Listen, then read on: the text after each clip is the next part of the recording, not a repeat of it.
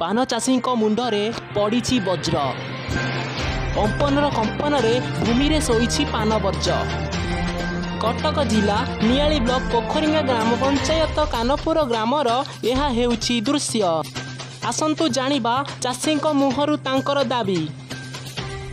नाटा कौन रवि साहू कौन कहे आप जो वर्ज भांगी गला कौन केमी कौन चलुँच केमी ये वर्ज चलुची ओहो फोनी बात्या भी भांगी हाँ भांगी पैसा पैसा मिलला ना मिलनी एबे सरकार कौन कहे कौन कहबी तो वर्ज जा देवी आम बजार काम करूँ कौन कर केते खर्च हम टंका 15,000 खंड जीव मैंने बहुत परिश्रम करते जहाँ कि भांगी आपने देखिपे देखूँ कैमेरा मानू कह कैमेरा बुलेबे सेपट को देखूँ आपने बुझी जानीपे वर्ज किमरी भांगी ये जो देखूँ केमी शोई पड़ी वर्ज।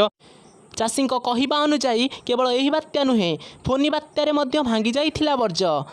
चाषी मानक मध्यरु केवल पान चाषी माने हेउछंती बात्या द्वारा अनेक क्षतिग्रस्त।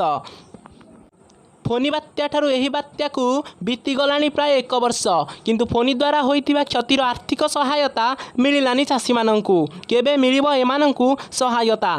केवल कटक जिला नुहे बात्या अम्फन प्रभावित जिला मानंकरे चाषी मानंकर अवस्था होइछि एहिपरि। केबे सरकार एमानंकु देबे आर्थिक सहायता? पोखरी गाँव इंद्रजीत साहू सह देवाशीष साहू रिपोर्ट संपूर्ण न्यूज ओडिया।